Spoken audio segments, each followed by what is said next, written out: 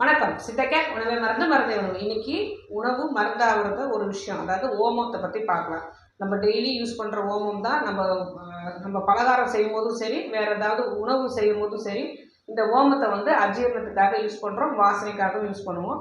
இந்த ஓமம் சாதாரணமாக நமக்கு உடலை வெப்பத்தை உண்டு பண்ணும். சளி பிடிச்சாலும் ரொம்ப நல்லது. அதை லைட்டாக ஓமத்தை நல்லா வறுத்துட்டு அதை பொடி செய்து வச்சுக்கிட்டோம் அப்படின்னா, அதுக்கு ஒரு 5 கிராம் மட்டும் எடுத்துகிட்டு அதில் ஒரு சிட்டிகை மட்டும் பச்சை கற்பூரத்தை கலந்து ஒரு நல்ல வெள்ளை காட்டன் துணியில் அதை போட்டுட்டு அப்பப்போ நம்ம முகர்ந்துட்டே இருந்தோம் அப்படின்னா இந்த சளி தொந்தரவு ஆரம்ப ஸ்டேஜில் ரொம்பவே நல்லாவே குறைஞ்சிரும். அதே மாதிரி ஓமத்தையும் வறுத்து நல்லா பொடி செஞ்சு வச்சுக்கிட்டு அதோட சேர்த்து வெல்லம் இதை சேர்த்து நம்ம சாப்பிட்டுட்டு வந்தோம் அப்படின்னா உடம்பு வயிற்று உப்பிசம் இருக்கு இல்லையா, அது ரொம்ப நல்லாவே இருக்கும்.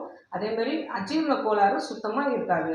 வாய்வு தொந்தரவு நிறையா இருக்கிறவங்க இந்த ஓமத்தை பொடி செய்து வச்சுக்கிட்டு ஒரு 1/4 ஸ்பூன் மட்டும் எடுத்து வெதப்பான தண்ணியில் ஒரு டம்ளர் தண்ணியில் நைட்டு தூங்குறதுக்கு முன்னாடி இரவு குடிச்சிட்டு படுத்தாங்க அப்படின்னா அந்த தொடர்ந்து ஒரு 48 நாள் செஞ்சாங்க அப்படின்னா உடம்புல உள்ள வாயு தொந்தரவு முற்றிலுமாக நீங்கிடும். இதே அஜீரண கோளாறு இருந்தது, வயிற்று உப்பிசம் இருந்தது, வயிற்று மந்தமாக இருக்குது, பசி எடுக்கல அப்படின்னு நினச்சோம் அப்படின்னா ஓமமும் சுக்கு கடுக்காய்த்தல் 3த்தையும் சம அளவு எடுத்து பொடி செய்து வச்சுக்கிட்டு ஒரு 1/2 ஸ்பூன் மோரில் கலந்து குடிச்சிட்டு வந்தோம் அப்படின்னா இந்த 3 பிரச்சனையுமே, அதாவது வயிற்று உப்பிசமாக இருந்தாலும் சரி, மந்தமாக இருக்கிறது, பசி எடுக்காமல் இருந்தாலும் சரி, அஜீரண கோளாறு இருந்தாலும் சரி, கொஞ்சம் கொஞ்சமாக குணமாயிட்டே வந்துடும். அதுக்கப்புறம் இந்த ஓமத்தை நல்லா மஞ்சத்தூள் வைத்து நல்லா அரைச்சிட்டு அதை ஒரு பேனில் நல்லா கிண்டிட்டு சுட சுட எங்கே உடம்புல எங்கே வீக்கம் இருந்தாலும் இதை பற்று மாதிரி போட்டு அதை காஞ்ச பிறகு எடுத்துட்டோம் அப்படின்னா அந்த வீக்கங்கள் நல்லா படிப்படியாக குறையிறதுக்கு நிறையவே வாய்ப்பு இருக்குது.